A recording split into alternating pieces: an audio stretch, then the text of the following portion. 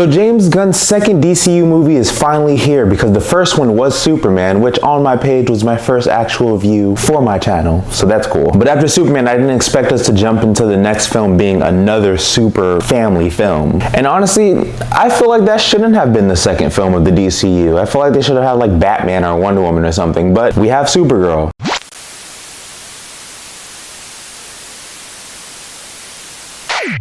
So 2026's Supergirl is inspired by Tom King's Supergirl Woman of Tomorrow comic. And whether that excites you or disappoints you really depends on how much of a fan you are of these comics. Because if you're expecting a full-on faithful adaptation of the comic, then you might walk away disappointed. But if you're looking for a coming-of-age Coral Zor-El story, there's still plenty to enjoy. So Millie Alcock's Supergirl, was it worth it? Let's get into that.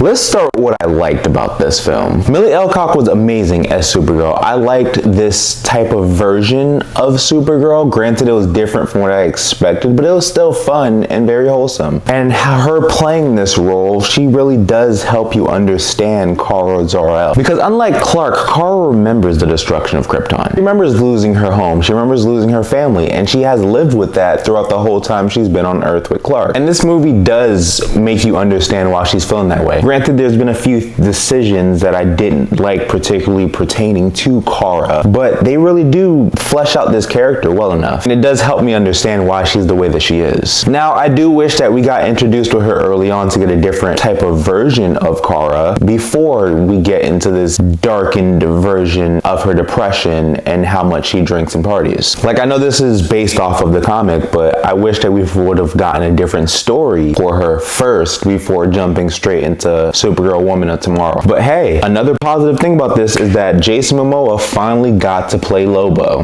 And honestly, it looks like he was having a very good time. Like his scenes in this movie were very entertaining. He was very good as a PG-13 Lobo. I hope to see him in a more rated R version, but for what we've had, he did good. Love him for that. Just the only problem here is that like he's extremely insignificant to the plot, which I know that he was not in the comic. They kind of just threw him in here because his presence closely matches with this storyline that we're getting. But the plot he did have in here, the movie still would have continued the same flow and everything without him being in this. But I'm glad he wasn't here. Loved him. Good addition. And another thing for the most part is that the CGI had its moments where it actually did look good in here. Like the flying scenes and a few other scenes with her looked distinguishedly different from James Gunn's Superman. And they made this a bit more action-packed. Like her fighting style, you can see the difference between her and Clark. And this plot line was actually very interesting. I enjoyed what they did with the plot. I loved what they did with Crypto. I loved what they did with Ruthie because she's a character from the comics as well. So I really did enjoy this film throughout everything that it was, especially for a coming-of-age Kara story.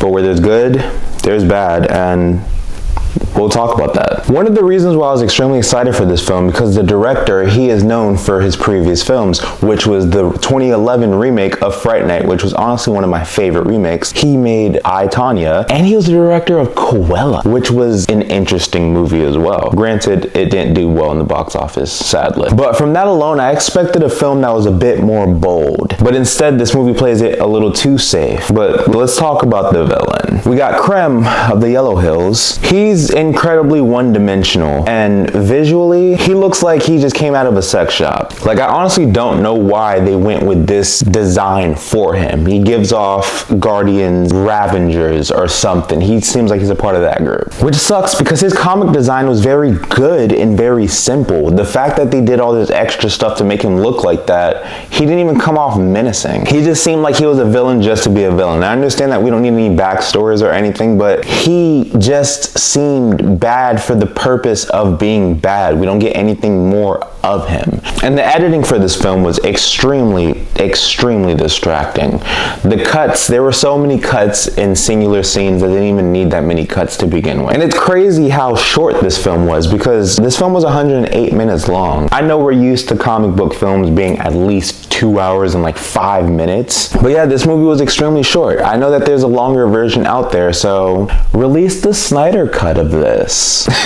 I know, I just had to say that. And we need to talk about the weird needle drops in this film. There's reasons why people keep saying that this seemed like it was ghost written and directed by James Gunn, because this did give off a James Gunn Guardians Superman. I know it's in his universe, but this felt too much like the same formula we've been getting. Especially the needle drop at the end. The last act with that needle drop was utterly painful. They could have used a different song or just no song at all, because these needle drops, instead of elevating the scene, it just continuously pulled me out of it. And the CGI is another thing that's pretty inconsistent in this film as well. There are some scenes in here that actually look pretty good, and then others that you see the green screen and you're just like, oh, we're reliving Black Widow all over again, if you know what I mean. But it's not terrible throughout the whole film, but it is completely noticeable. And I already see some people talking about how this is a faithful adaptation of Supergirl Woman of Tomorrow. I don't really see it that way, because like I said previously, this did feel like a Guardians of the Galaxy type movie, with the music, with the humor, with the needle drops. It borrows ideas from Tom King's comic, absolutely. It has a lot of traits of it, but the aesthetic is completely missing. The vibe is slightly off. I just wanted more, but I still enjoyed it for what it is, because like I said, it is a good coming of age movie. I wanted this movie to be darker. I wanted this movie to be more brutal. I wanted more emotion in this film, because it felt like it was building up to it, but the climax was just not there. And also, one random thought, watching Superman and Supergirl, I realized that they should not own pets. Like, I really did feel bad for Krypto, because he's always going through it. So I give Clark and Kara half a star for being pet owners. Krypto deserves so much more. He deserves to live with me.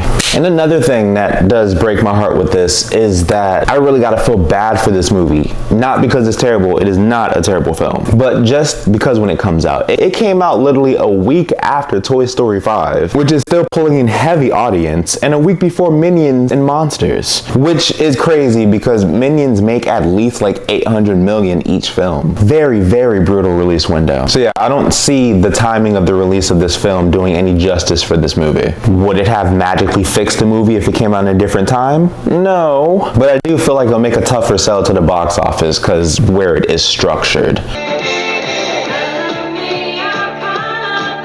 But overall, I had fun with this film. Millie Alcock gave me confidence moving forward with her as Supergirl. And Jason Momoa was extremely fun as Lobo. The emotional core that's actually surrounding Carl was the best moments of this movie. But the generic villains, the underuse of Lobo, the distracting editing, the forced needle drops, and the uneven CGI, and a story that never fully commits to being as bold as it should be, kept this from being something completely special. And more than anything, I really do feel like this shouldn't have been the second movie in James Gunn's DCU universe. That feels like me saying ATM machine when I was just supposed to say ATM. I think the story would have jumped harder if we focused more and spent more time in this universe before introducing her. But if you're a DC fan, I do think that you guys should still check this out. Oh, and one last thing, there's no mid or after credit scene, so that bladder that you guys are holding in when you wait for this movie to end, yeah, you guys could just go use the bathroom. But for me, Millie Alcock Supergirl, I give this some entertainment.